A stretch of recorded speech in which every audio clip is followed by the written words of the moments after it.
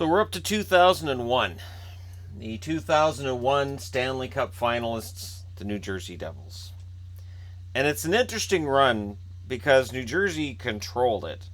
Larry Robinson's the coach. Larry Robinson had been the coach in 2000. He had taken over and drew them to the Stanley Cup, and this was their shot at a back-to-back.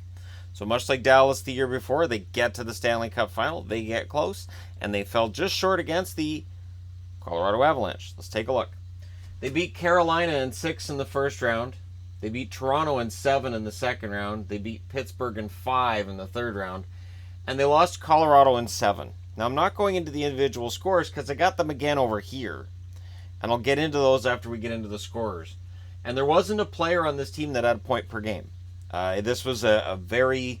they didn't trap as much as the 1995 Cup champions, but they seemed to trap more than the 2000 Stanley Cup champions. Eliash leads the way in scoring. If they have a dash, that's because I think they're going to go into the Hall of Fame. If they have an asterisk, they're already in. 9 goals and 14 assists for Patrick Eliash. Peter Sikora, 10 goals, 12 assists. Brian Rafalski, 7 goals, 11 assists. Bobby Holik, 6 goals, 10 assists. Alexander McGillney, 5 goals and 11 assists. I don't understand why he's not in the Hall of Fame yet. If his stats are lower than some others, okay, but he was the first, technically the first to defect from Soviet Union to come over to NHL. So for that, I think that's a big part of the reason he should be in the Hall of Fame. And then there's that 76 goal season he had. Anyways, Jason Arnott, 8 goals and 7 assists. Scott Gomez, 5 goals and 9 assists. Randy McKay, 6 goals, 3 assists. Scott Stevens, a goal and 7 assists. John Madden, 4 goals, 3 assists. Sergei Brelin, 3 goals, 4 assists. And Scott Niedermayer with 6 assists as well. So you got 2 Hall of Famers, 2 that I think should be in the Hall. And then you've got certain Hall of Famer. I know he's not in yet, but he's going to be in. Marty Brodeur. 15 wins, 10 losses, 2.07 goals against, and an .897 save percentage. Now, if we go through this game by game, it's really interesting because the Devils get outshot once in the entire playoffs. The shot clock, 36-18, they win 5-1. 29-18, they win 2-0. 24-16, they win 4-0. An overtime game, they outshoot the opponent, which is Carolina, 34-33. They lose in overtime 3-2. They outshoot Carolina 39-14. They lose 3-2. They outshoot them 39-15 and win 5-1 to end that series. Second series, Toronto. They lose game 1 2-0, though they outshot Toronto 32-17. They outshoot Toronto 33-21 in an overtime game that ends 6-5 in their favor. They win game 3 3-2 in overtime. They outshoot Toronto 45-28. They outshoot Toronto 24-20. They lose 3-1. They lost 3-2 when they outshot them 26-20. They then came from behind, so this is Toronto has a 3-2 series lead. Doesn't really matter. 26-26 are the shots. New Jersey wins 4-2. Game 7 shots are 20-16, and they win 5-1. I've always been amazed, even looking back at these shot totals, like, it was crazy watching New Jersey play. Because it could be really tough. You could have 5, 6, 7 minutes in a game and no shots. Just from the way they were playing. So there's that series down. Then Pittsburgh. And Pittsburgh, kind of a puck control team as well, but not against them. They win on the shot clock 21-15 and win 3-1. They're ahead on the shot clock 29-23. They lose 4-2. Back-to-back shutouts, but they outshot them 36-20 in this one and 30-21 in this one. These were really drubbings against the Pittsburgh Penguins. And then they win game 5 4-2 and outshoot them 23-20. In the Stanley Cup Finals, against the Colorado Avalanche, they finally get outshot. In game 1, 30-25, they lose that one 5-0. And they're against Patrick Roy. Shots are 20-20. In game 2, they win 2-1. 22-21 in their favor. They lose 3-1. They are ahead on the shot clock. I remember this game.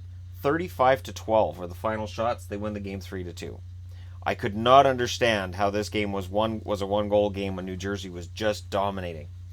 26-23 were the shots in game 5. They won that one 4-1. And then They lost game 6, 4-0. So when they lost big. 24-18 were the shots. Again, another shutout for Patrick Roy. And then they lost game 7, 3-1, where they outshot them 26-22. Puck control. Everything that New Jersey did was about puck control. And they played a game, and I know there's going to be people saying, oh, he's throwing shade at Marty Brodeur. I'm only posting the numbers. That the New Jersey Devils played a suffocating defensive game. When you've got a juggernaut like the Colorado Avalanche only able to post 12 shots over 60 minutes, your defense is doing something spectacular. And this is a defense with guys like Rafalski, who's not a Hall of Famer, but he was an excellent defenseman. Niedermeyer and Stevens, both Hall of Famers. And there was a very solid blue line in New Jersey. And you've got one of the greatest defensemen in history, Larry Robinson, coaching things. And that's after you had Leclerc institute the system that they were still playing. Puck control, counterattacks, and limit shots against. And that's what New Jersey did every single game of every round. And it kind of reminds me a bit of what we've seen, and at the time I'm recording this, the Vegas Golden Knights are in the finals. Kind of reminds me of the game Vegas plays, where they limit the chances against, and it's all about counterattack. So New Jersey definitely played that way. I am not saying that Marty Brodeur was not a great goaltender in his time. I'm just pointing out they got one win away from the Stanley Cup championship, and he had an .897 save percentage. The shots against that he faced weren't bad shots, but they weren't frequent. And the New Jersey Devils were the best defensive team I've ever seen. They were the Baltimore Ravens of the NHL, basically.